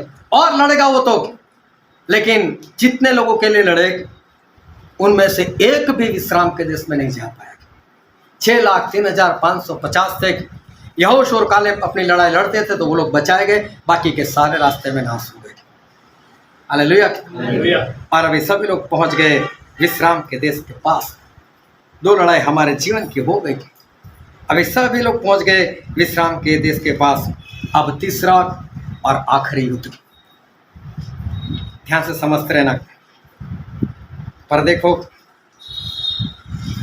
वो सारी पीढ़ी खत्म हो चुकी थी जो रास्ते में थी, और जो मूसा का विरोध कर रहे थे वो सारे रास्ते में खत्म हो चुके थे। और अब एक नई पीढ़ी थी, नए लोग थे, और ये सभी लोग विश्राम के देश के पास पहुंच गए। और यहाँ तक जिंदा वही पहुँचे थे जिन्होंने आज्ञाकारी की थी, यहोशू और कालेब। अब सारी प्रजा यहोशू के साथ में है, और यहोशू के साथ मिलकर सारी प्रजा लड़ाई के लिए तैयार है। जितने लोग आज्ञाकारी में बने रहे थे रास्ते में, वही लोग अभी उस यहोशू के साथ है। और ये आखिरी लड़ाई यहोशू के लिए असंभव थी। आखिरी लड़ाई यहोशू के लिए असंभव थी।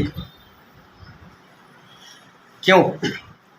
क्योंकि विश्राम के देश में जाने से पहले यरदन नदी आ गई, और उस वक्त बरसात का मौसम था। बरसात काफ़ी हो चुकी थी, और यरदन जो है वो दोनों किनारे से ऊपर से बह रही थी। यरदन नदी के बारे में कई बार हम लोग सीख गए कि यरदन का मतलब होता है नीचे उतरना, और ये नदी 1 मील चलती है तो 9 फुट नीचे चली जाती है। उसकी ढलान ज़्यादा है, इसलिए उसका पानी ज़्यादा फोर्स में बहता है, और बहुत बड़ी नदी नहीं है, लेकिन अगर पानी है तो क्रॉस करना नामुमकिन है। अभी दोनों किनारे के ऊपर से पानी जा रहा है, और वहीं पर ये सारी सेना परमेश्वर के लोग वो आके खड़े हुए। और बाइबल में एक वचन पढ़ते हैं, यहोशू की पुस्तक उसका 3रा अध्याय उसका 1 और 2 वचन। बिहोन को यहोशू सवेरे उठा और सब इस्राएलियों को साथ ले शिमित शित्तीम से कूच कर यरदन के किनारे आया और वे पार उतरने से पहले वहीं टिक गए। हाँ। और 3 दिन के बाद सरदारों 3 ने दिन के बाद देखो पानी देखकर यहोशू 3 दिन तक वहीं पर रुक गए। क्रॉस कैसे करे इसको? विश्राम के देश तक पहुंच गए, बस नदी को क्रॉस करना है, आगे बढ़ना है। लेकिन हुआ ऐसा कि 3 दिन तक वो वहीं पर बने रहे, वहीं पर बैठे रहे। अभी ध्यान से समझना, 3 दिन तक यहोशू ने प्रार्थना की, परमेश्वर क्या करे, हम नहीं जा सकते, असंभव है। चेलों ने बोला था ना, प्रभु स्वर्ग में कौन आ सकता है? बोले इंसानों के लिए तो नामुमकिन है, लेकिन परमेश्वर के लिए सब कुछ संभव है। इंसान वहां पर डायरेक्ट नहीं जा सकता। यह संभव है। आखिरी युद्ध बहुत भयानक सा है और आखिरी युद्ध में हम पहुंच चुके और यहोशू 3 दिन तक रुके, प्रार्थना में बने रहे, परमेश्वर क्या करे। और आगे पढ़ो उसका 3रा 4था वचन। प्रजा के लोगों को यह आज्ञा दी कि जब तुमको अपने परमेश्वर यहोवा की वाचा का संदूक और उसे उठाए हुए लेवी याजक भी देख पड़े। देखो यहोशू ऐसा बोल रहे कि जब वाचा का संदूक उठाते हुए लेवी और याजक लोग दिखाई पड़े, तब अपने स्थान से कूच करके उसके पीछे चलना। हाँ, तब उस लेवी और याजकों के पीछे जो वाचा का संदूक लेकर जा रहे उनके पीछे चलना। फिर परंतु उसके और तुम्हारे बीच में 2000 हाथ के अटकल अंतर रहे। हाँ, तुम्हारे बीच में 2000 हाथ का अंतर। 1 हाथ मतलब 1.5 फुट, 2000 हाथ मतलब 3000 फुट का अंतर रहे। वो 3000 फुट वो लोग आगे और आप लोग 3000 फुट पीछे रहना। उसका कारण भी बताया, आगे पढ़ो। तुम संदूक के निकट न जाना ताकि तुम देख सको कि किस मार्ग से तुमको चलना है। हाँ। क्योंकि अब तक तुम इस मार्ग पर होकर नहीं चले, आपको रास्ता नहीं मालूम। Hallelujah, hallelujah. इसलिए 3000 फुट का अंतर बीच में रखना ताकि याजक लोग जहां जाए उस रास्ते से आप जा सको। तो क्या याजक लोग पहले आए? तो क्या उनको रास्ता मालूम था? रास्ता तो उनको भी नहीं मालूम। Hallelujah, hallelujah. लेकिन याजक मतलब चलाने वाले लोग, परमेश्वर की अगुवाई में चलाने वाले लोग। कौन सा दास ऐसा है कि जो स्वर्ग में जाकर आए और आपको रास्ता बताए? कोई नहीं, लेकिन परमेश्वर उसको बताते रहते हैं, ऐसे चलना है, ऐसे करना है, ये करना है, वो करना है, और वो लोग उनको चलाते रहता है। तो बोला आप पीछे रहना, 3000 फीट पीछे रहना, और आपको नहीं मालूम कि रास्ता कहाँ पर जा रहा है। रास्ता तो याजकों ने भी नहीं देखा, लेकिन परमेश्वर उनको बताते रहते हैं यहाँ पर किसी की होशियारी नहीं चलती, यहाँ पर अधीनता में चलना है। Hallelujah, hallelujah. और जितने होशियारी मारने वाले थे वो रास्ते में सारे खत्म हो गए, सभी लोग यहाँ पर अधीनता में। ये 3रा और आखिरी युद्ध वो सेवक और विश्वासी दोनों को साथ में मिलकर संप्रति से एक दूसरे के सहकार से ये युद्ध लड़ना है, क्योंकि दोनों को स्वर्ग में जाना है, किसी को नहीं जाना है। अभी ये फाइनल जंग है, ये आखिरी युद्ध है। हारे तो बाहर, नॉकआउट राउंड आता है ना, कि हारे तो बाहर। अभी पहले और दूसरे युद्ध में आप गिरकर उठ सकते थे, बार बार गिरकर भी बार बार उठ सकते थे, लेकिन ये आखिरी राउंड है, ये आखिरी युद्ध है। इसमें हार बात खत्म हो गई, आप स्वर्ग से डायरेक्ट बाहर। यहाँ पर बहुत ही सावधानी रखने की जरूरत है। ये फाइनल जंग है। पहले 2 युद्ध में कुछ हमारे हाथ था कि हम बच सकते थे, बचने की संभावना थी, गिरकर उठने की संभावना थी, लेकिन आखिरी युद्ध में अभी कुछ भी नहीं हो सकता। यरदन को पार कर गए तो यरीहो की दीवार आ गई, बड़ा सा कोट चारों ओर। उस जमाने की कोई भी मशीन या कोई भी मिसाइल, कोई भी बम उनको नहीं मार सकता था, उसको तोड़ नहीं सकता था। ऐसा एक बड़ा कोट था। और यहोशू वापस रुक गए, बोले परमेश्वर अब क्या? परमेश्वर ने एक आइडिया बताई कि देखो ऐसा करना है, 6 दिन तक हर रोज 1 बार चक्कर लगाना, 7वें दिन 7 बार चक्कर लगाना, 7 बार चक्कर लगाने के बाद जोरों से चिल्लाना।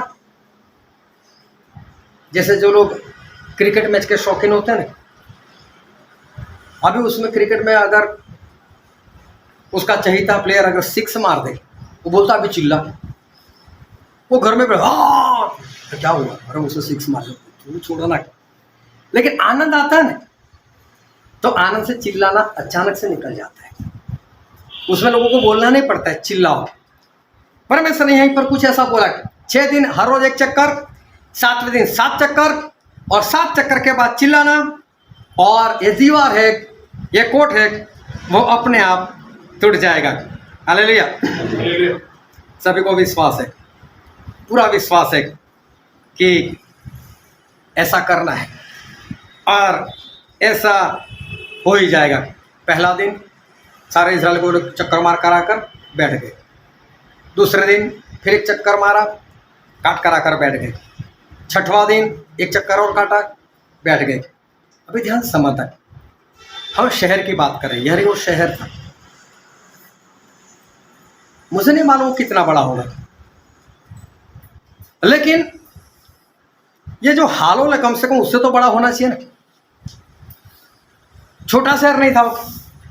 चलो मान लो हालोल जितना मान लो, हम मान लेते। अभी समझ लो कि हालोल के बाहर उसकी सरहद पर 1 चक्कर लगाना है, और चक्कर लगा कर आकर बैठ जाना है, ज़्यादा नहीं।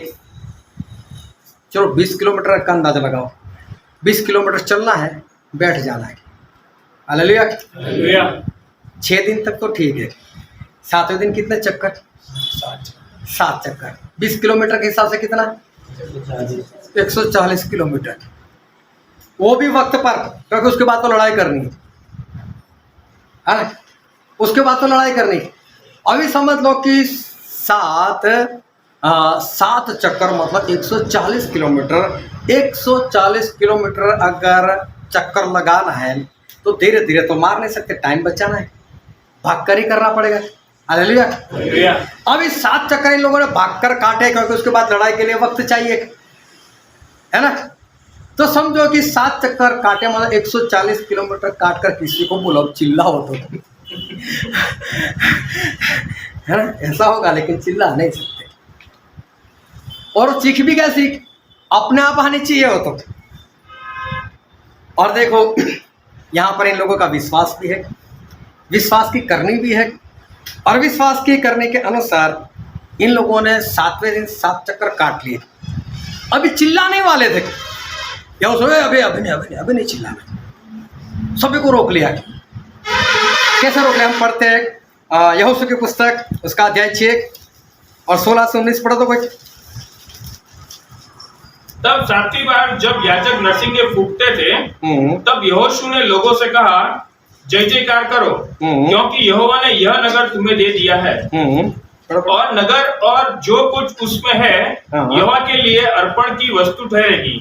केवल राहाब वेश्या और जितने उसके घर में हुए जीवित छोड़े जाएंगे, क्योंकि उसने हमारे भेजे हुए दूतों को छिपाए रखा था। और तुम अर्पण की हुई वस्तुओं से सावधानी से अपने आप को अलग रखो, ऐसा न हो कि अर्पण की वस्तु ठहराए पीछे उसी अर्पण की वस्तु में से कुछ ले लो, और इस प्रकार इजरायली छावनी को भ्रष्ट करके उससे कष्ट में डाल दे। सब चांदी सोना और जो पात्र पीतल और लोहे के हैं वे यहोवा के लिए पवित्र है, और उसी के भंडार में रखे जाए। तब लोगों ने जय जयकार किया। लोगों ने जय जयकार ये सुनने के बाद में किया, करने वाले थे, और यहोशू ने रोक लिया, अभी रोको। और फिर एक आज्ञा दी। आज्ञा क्या दी? कि जो राहाब नाम की वहाँ पर लड़की है, उसके घर में जितने लोग सारे बचाए जाए, ये हमने उसके साथ वाचा की। दूसरी बात यह कि यहाँ पर आपको जितना भी सोना मिले, चांदी मिले, पित्तल मिले, कपड़े मिले, जो भी मिले वो सारा परमेश्वर को दे देना है। बहुत ध्यान समझने की बात हो, ये सारा कुछ परमेश्वर को समर्पित करना है, अर्पण है। आपको अपने लिए कुछ भी लेकर नहीं जाना है, कोई भी ये काम ना करे, सब कुछ परमेश्वर को देना है। और देखो इसके बाद वो लोग चिल्लाए और खुश होकर चिल्लाए, और जैसे चिल्लाए ये कोट जो था गिर पड़ा। अभी सोचो अगर एक कोट गिर पड़ता है, समझ लो हम जहाँ पर बैठे, चलो ये गिर पड़ता है तो ढेर कितना बड़ा लगेगा। वो कोट इससे ज़्यादा बड़ा था तो ईंटें पत्थर कितने सारे बीच में आ जाएंगे। अब उसको क्रॉस करके सामने अंदर वाले को साथ लड़ने के लिए जाना है, तो लड़ने के लिए कैसे जाएंगे? कोट ऐसे नहीं टूटा था, वो जैसा था ना वैसा का वैसा जमीन में चला गया, एक भी पत्थर बाहर नहीं पड़ा था, वरना ये लोग लड़ाई करने के लिए अंदर नहीं जा सकते थे। और देखो सारे लोग अंदर भागे और जयकार किया इन लोगों ने और उनको बचा लिया। लेकिन काम ऐसा हुआ, आकान ने क्या किया, लड़ाई करते करते कुछ सोना देख लिया, कुछ चांदी देख लिया, कुछ कपड़े देख लिया, आसपास में देखो सभी लोग लड़ाई में मस्त, किसी को नहीं मालूम, छुपा लिया और घर पर जाकर अपने तंबू के बीच में जमीन के नीचे उसको गाड़ दिया। ये गलती उसने कर दी, इसीलिए यहोशू ने बीच में रोक लिया था, अभी बोलो मत, अभी आवाज़ मत करो, चिल्लाओ मत, पहले इतना सुन लो, इतना करना है। तो क्या आकान ने नहीं सुना था? उससे छुपा दिया, मतलब उससे सुना था, उसको मालूम था ये तो परमेश्वर को देना है, तो मुझे परमेश्वर को दे देना चाहिए, लेकिन नहीं किया है उसने ऐसा। और फिर उसका 8वां अध्याय, यहोशू की पुस्तक उसका 8वां अध्याय, उसका 1 और 2 वचन। तब यहोवा ने यहोशू से कहा, मत डर और तेरा मन कच्चा न हो, कमर बांधकर सब योद्धाओं को साथ ले और एक पर चढ़ाई कर। सुन, मैंने एक के राजा को उसकी प्रजा और उसके नगर और उसके समेत तेरे वश में किया है, और जैसा तूने यरीहो और उसके राजा से किया वैसा ही ए और उसके राजा के साथ भी करना। केवल तुम पशुओं समेत उसकी लूट को अपने लिए ले सकोगे। देखो अब तुम्हें जो भी मिले, पशु मिले, पैसा मिले, सोना मिले, चांदी मिले, कपड़े में, सब अपने लिए रखना। कितना मिलता है कोई लेना देना नहीं, तंबू भर कर लेकर आओ, घर भर कर लेकर आओ, ट्रक भर कर ले आओ, कितना भी वहां से मिलता है वो सब आपका। Hallelujah hallelujah. लेकिन पहली लड़ाई में क्या बोला, यरीहो वाली नहीं, यहाँ पर जितना मिलता है वो सारा परमेश्वर का। हमारी कमाई का 10वां हिस्सा और दान वो पहले परमेश्वर का है। लोग तो क्या कहते, लिस्ट बना, इतना गेहूं, इतना ये, इतना तेल, इतना, फिर बचते परमेश्वर इस बात का 5% ये नहीं, पहले वाला है वो दे दो, फिर अपनी सोचो। और देखो परमेश्वर बाद में कितना रखा है कोई लिमिट? ये कब बताया? ये उस फाइटिंग में बताया।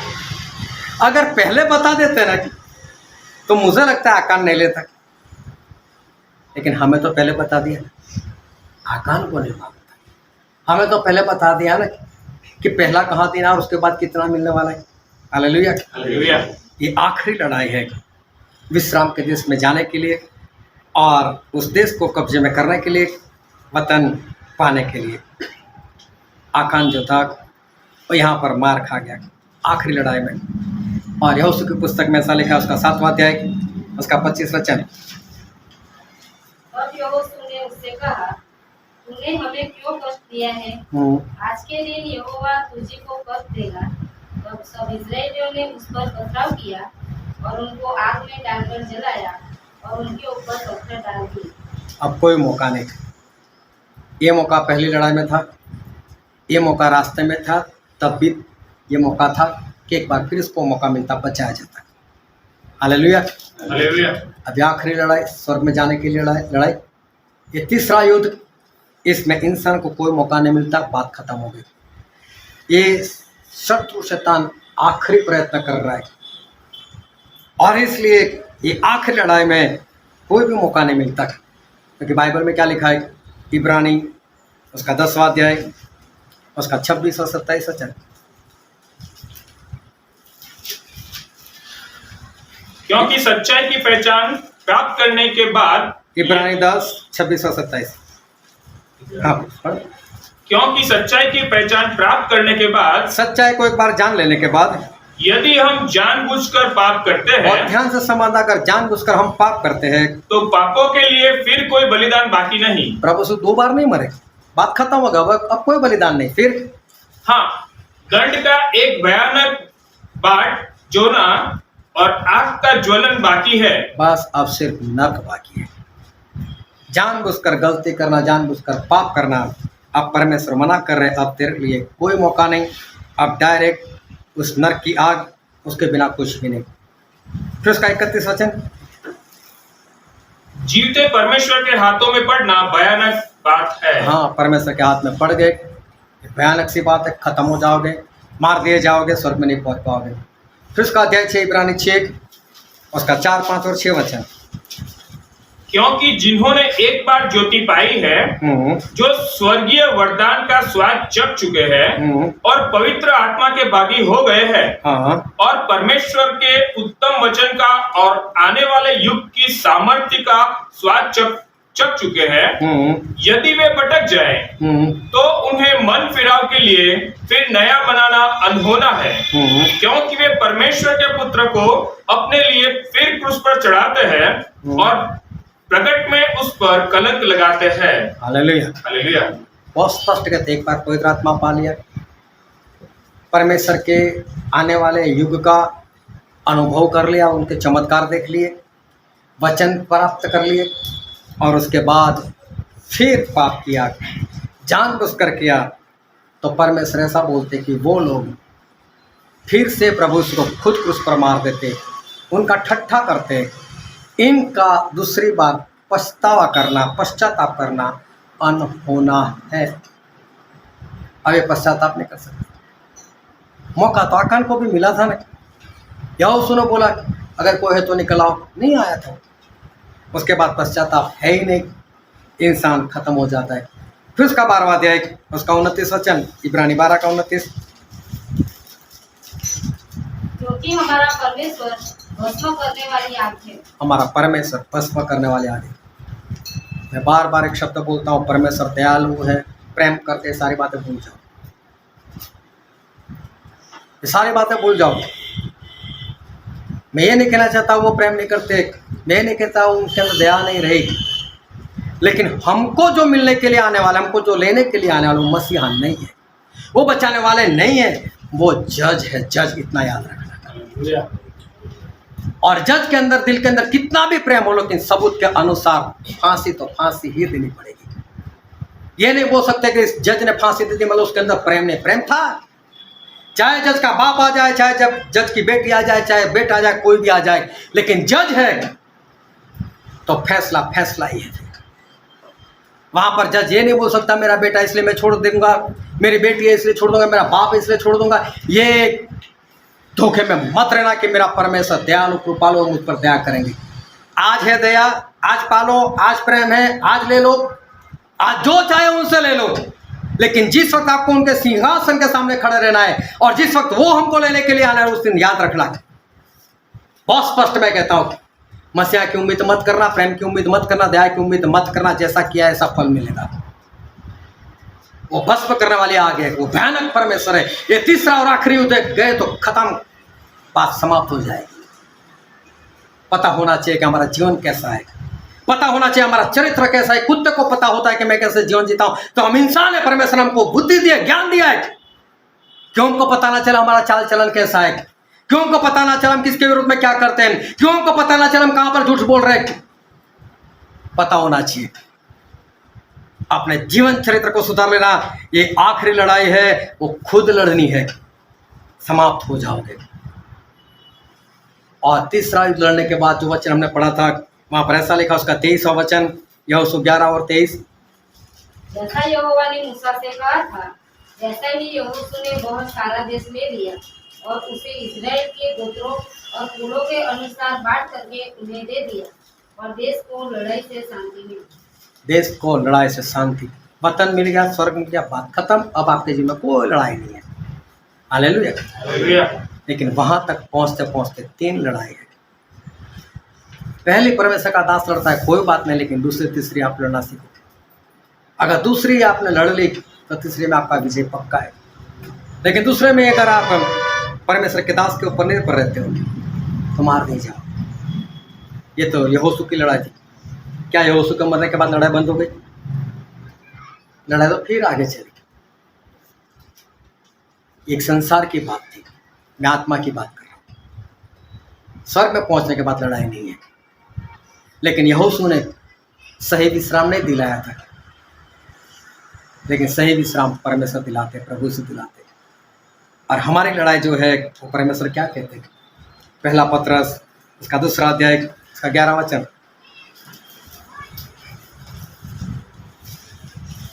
हे प्रियो, मैं तुमसे विनती करता हूँ कि तुम अपने आप को परदेशी और यात्री जानकर, देखो तुम अपने आप को परदेशी और यात्री जानकर उस सांसारिक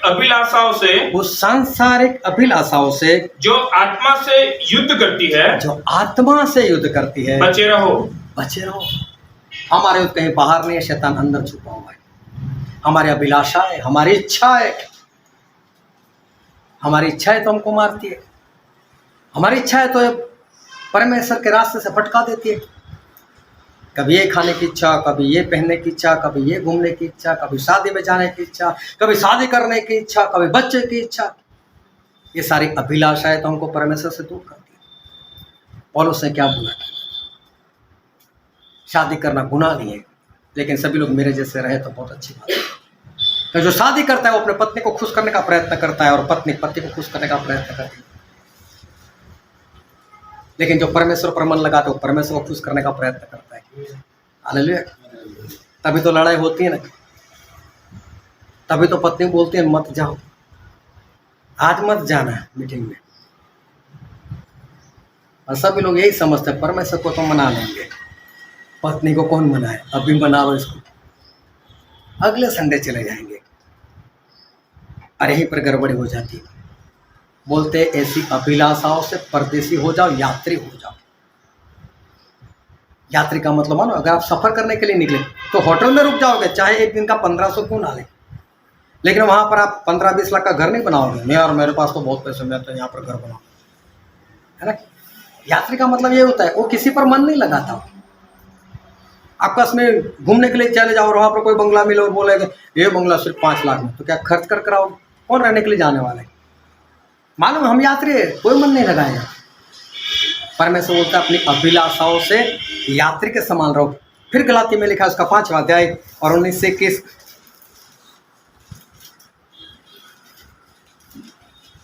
शरीर के काम तो प्रकट है, अर्थात व्यभिचार, गंदे काम, लुचपन, मूर्ति पूजा, टोना, बैर, झगड़ा, ईर्ष्या, क्रोध, विरोध, फूट, विधर्म, डाह, मतवालापन, लीला क्रीड़ा और इनके जैसे और काम है। इनके विषय में मैं तुमको पहले से कह देता हूं, जैसा पहले कह भी चुका हूं, कि ऐसे ऐसे काम करने वाले परमेश्वर के राज्य के वारिस न होंगे। Hallelujah, hallelujah. ऐसे ऐसे काम करने वाले, कौन से काम? शुरू से पढ़ो तो 19 से। व्यभिचार नहीं, 19 शरीर के काम तो प्रकट है। शरीर के काम है ना, शरीर के काम ये हमको नाश में लेकर जाता है। अभी देखो आपका शरीर काम कर रहा है, अभी सेवक आपके पास आकर लड़े, शरीर किसका है? तो लड़ना किसको पड़ेगा? आपको ही लड़ना पड़ेगा। इस बात के लिए आप सेवक के ऊपर निर्भर नहीं रह सकते, ये आपको ही भगाना है इसको। ये सारे काम से आपको ही आजाद होना है। हाँ, सेवक से सिर्फ पूछ सकते हो मैं क्या करूं, कैसा करूं। Hallelujah, hallelujah. लेकिन लड़ाई तो ये खुद की, आपको खुद ही लड़ना पड़ेगा। फिर लिखा है मत्ती उसका 15 अध्याय 19 वचन, क्योंकि कुचिंता, हत्या, पर स्त्रीगमन, व्यभिचार, चोरी, झूठी गवाही और निंदा मन ही से निकलती है। हाँ, ये सारा दिल में से निकलता है। अभी सेवक आकर क्या करे? क्या ऑपरेशन करने के लिए बैठे? ये ऑपरेशन आपको करना पड़ेगा, आपका दिल है, निकालो अंदर से भी बात। ये सेवक का काम नहीं है। सेवक सिर्फ बताएगा क्या करना है। लड़ना किसको है? क्योंकि दिल भी आपका है ना। ये लड़ाई आपकी है, ये आपको लड़नी है, ये आखिरी लड़ाई है। इसके लिए तो आपको ही ये लड़ाई लड़नी पड़ेगी, सेवक कुछ नहीं कर सकता। और फिर रोमन में ऐसा लिखा, रोमिया उसका 8वां अध्याय उसका 13 वचन, क्योंकि यदि तुम शरीर के अनुसार दिन काटोगे तो मरोगे। हाँ। यदि आत्मा से देह की क्रियाओं को मारोगे, अगर आत्मा से देह की क्रियाओं को मारोगे तो जीवित रहोगे। आत्मा से देह की क्रियाओं को आप मारो, ये आखिरी लड़ाई। Hallelujah, hallelujah.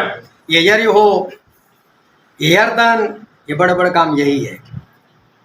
जिसको मारना मुश्किल लगता है, क्योंकि आपके अंदर छुपे पड़े हुए हैं, आपके अंदर ही उसको मारना है। आपके ही आत्मा से, पवित्र आत्मा की ही सहायता से आपके शरीर में छुपे हुए काम उसको आपको खुद मारना है। सेवक कुछ नहीं कर सकता, ये लड़ाई आपको उसको मारना है। फिर कुलुस्सी में लिखा है, कुलुस्सी उसका 3 अध्याय उसका 5वां वचन, इसलिए अपने उन अंगों को मार डालो जो पृथ्वी पर है, अर्थात व्यभिचार, अशुद्धता, दुष्कामना, बुरी लालसा और लोभ को जो मूर्ति पूजा के बराबर है। यहाँ पर लिखा है इनको मार दो, है ना। अभी तो मारना ही पड़ेगा, यरीहो को दीवार को गिराना ही पड़ेगा, यरदन के पानी को सुखाना ही पड़ेगा।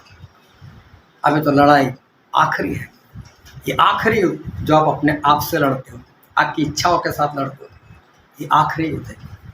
इस पर विजय तो आप स्वर्ग में, अगर इसमें आप खत्म हो गए तो खत्म हो गए, समझो, तो स्वर्ग नहीं। इसमें से वो कुछ नहीं कर सकता, वो आपके साथ रहेगा। उसको खुद को भी ये लड़ाई लड़नी है, वो अपने लिए लड़ेगा और आपको सिखाएगा किस तरह से लड़नी है, लेकिन लड़नी है आपको। पहली लड़ाई में नहीं लड़े कोई बात नहीं, वो आप लड़ भी नहीं सकते थे, लेकिन दूसरी लड़ाई में आप खुद हो, और तीसरी लड़ाई में तो परफेक्ट आप ही हो, क्योंकि तीसरी लड़ाई में वही पहुंचेगा जो दूसरी लड़ाई जीत कर आया है। Hallelujah, hallelujah. और इसलिए ये आखिरी लड़ाई लड़ने के बाद हम स्वर्ग में पहुंच जाएंगे। तो जो वचन हमने पढ़ा था यहोशू उसका 11वां अध्याय उसका 23 वचन पढ़ो तो, जैसा यहोवा ने मूसा से कहा था वैसा ही यहोशू ने बहुत सारा देश ले लिया और उसे इजराइल के गोत्रों के कुलों के अनुसार बांट करके उन्हें दे दिया। एक बार वतन मिल गया और देश को लड़ाई से शांति मिली। फिर शांति है। Hallelujah, hallelujah. तो मुझे कोई बताएगा आपकी मौत कब आने वाली? हाँ, तो फिर लड़ो, कहीं आज आ गए तो, है ना, लड़ो ताकि बचाए जाओ। और मारना ही मारना है, आत्मा से हमारी इच्छाओं को मारना ही मारना है। एक बार आपने अपनी इच्छा को मार दिया, बात खत्म हो गई, आप स्वर्ग में पहुंच गए और एक बार वतन मिल गया, उसके बाद कोई लड़ाई नहीं, फिर शांति। Hallelujah, hallelujah. लाजर एक बार पहुंच गए, अभी कोई परवाह थी, अभी शांति। बस वहाँ पर पहुँचने तक लड़ाई है, लेकिन खुद लड़ना सीखो, सेवक के ऊपर निर्भर मत रहो, ताकि आप बचाए जाओ और आप बहुत लोगों को बचाने वाले बनो। आओ हम हमारे आंखों को बंद करते हैं, हमारे मस्तकों को प्रभु से आगे झुकाते हैं। जो राजाओं के राजा है, जो प्रभु के प्रभु है, जो हमारे बीच है। सभी लोग अपनी आंखें बंद रखें, कोई भी इधर उधर ना देखे।